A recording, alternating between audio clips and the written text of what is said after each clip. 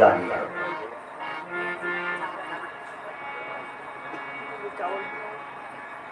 झुंड के साथ ही जब जाने लगी तो सोचा यहाँ कोई न कोई किसी न किसी का पुत्र हुआ है और ये बधाई देने जा रहे हैं, इसलिए मुझे भी इन्हीं के बीच जा करके उसका दर्शन करना चाहिए।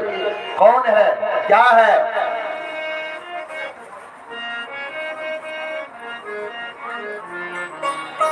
तो पूतना ने बड़ा मनोहर रूप रखा, सुंदर रूप रख करके सारी गोपियां बधाई दे रही हैं और पूतना ने भी नाटक कर दिया, नाटक करना प्रारंभ कर दिया। अरे यशोदा बहन बधाई हो, बधाई हो। मैंने जैसे ही सुना कि तुम्हें बालक हुआ है तो मैं खुशी के मारे रह नहीं पाई, घर का सारा काम काज छोड़ करके दौड़ी चली आई हूँ तेरे बालक को देखने के लिए। अब तो आंखें फाड़ फाड़ करके क्या देख रही है, मुझे पहचान नहीं रही है। अब यशोदा मैया ने सोचा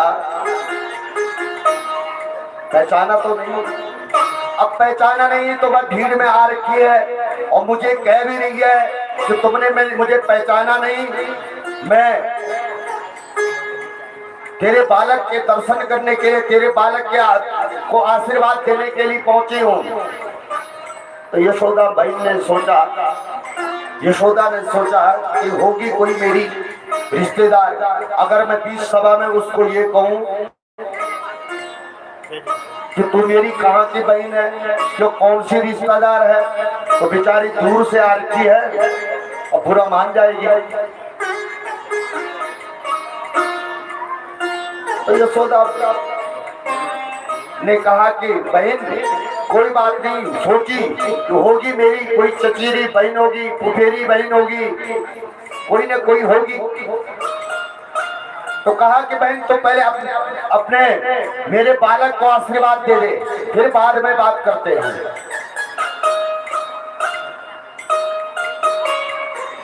सोचती रही यशोदा बहन ये कौन है।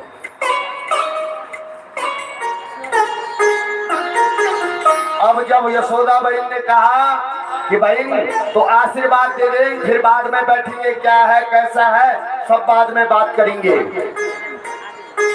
तो अब मौसी जी आ रही है, भगवान पालने में सो रहे हैं और पूतना को भगवान ने देखा तो तुरंत भगवान ने अपने दोनों आंखें बंद कर दी।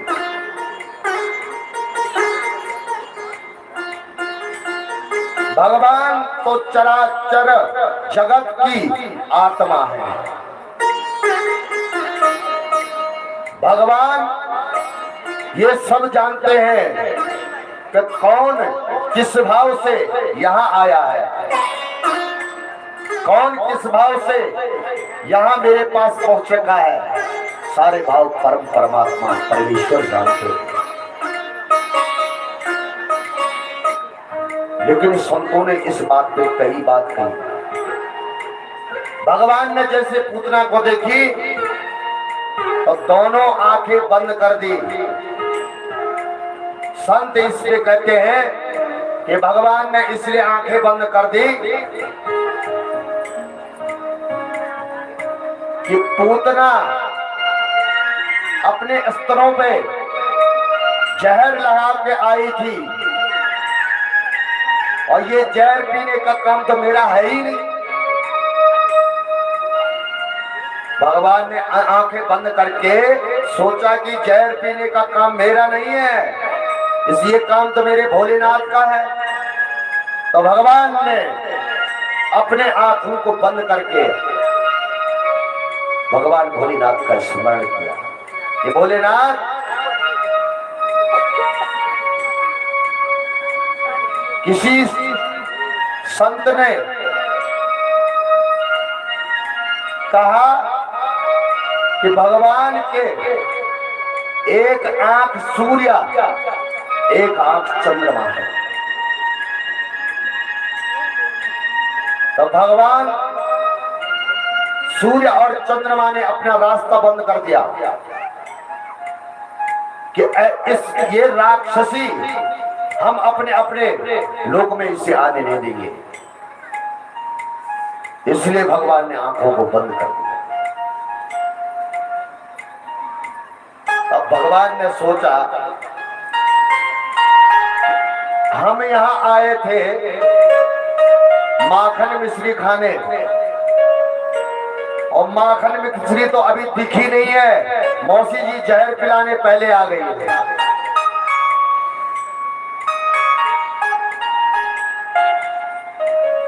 तो पूतना पालने की ओर बढ़ी, पालने की ओर बढ़ी तो तुरंत भगवान जी को उठा दिया और अपने हृदय से लगाया।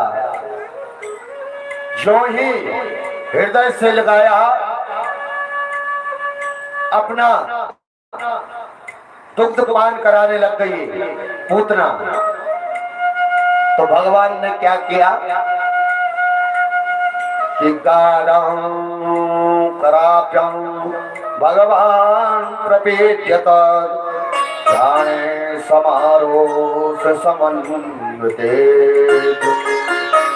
भगवान ने उसका स्तनपान करना प्रारंभ किया तो सबसे पहले उसका विष पीना शुरू कर दिया।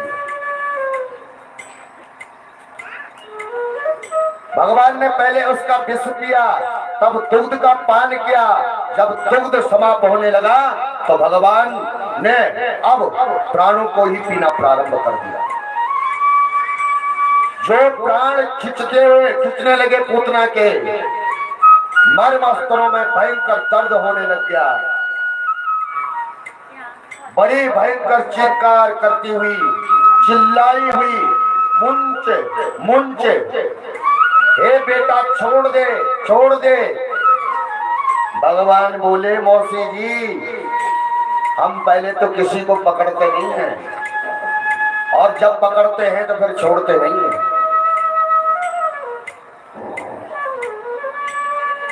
जब प्राणों का हरण भगवान करने लग गए तो पूतना का असली चेहरा सामने आ गया।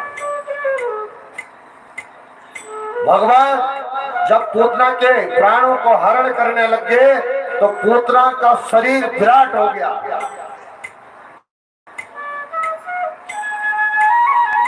विकराल बना दिया है।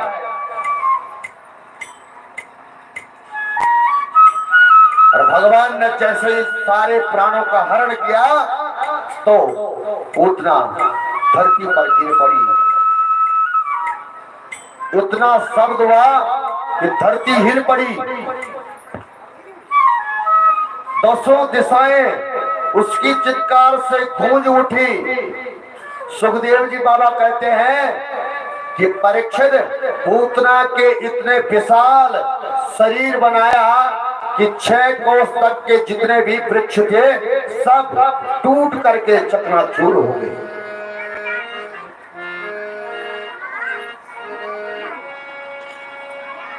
इतना भयंकर शब्द हुआ कि मैया तो घबरा गई। इतनी तेज आवाज कहां से हुई? देखो तो सही मेरा बालक कहां है। और जैसे ही पालने के पास पहुंची तो वह नंद लाला थे। लाला कहां गया ढूंढने लग गए। कई देर से ढूंढ रहे हैं।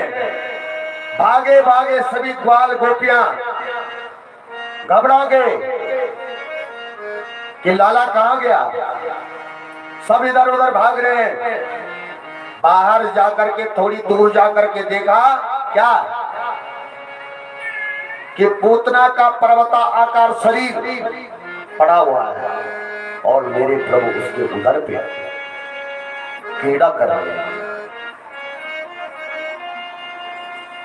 जैसे तैसे ब्रजवासियों ने मिलकर के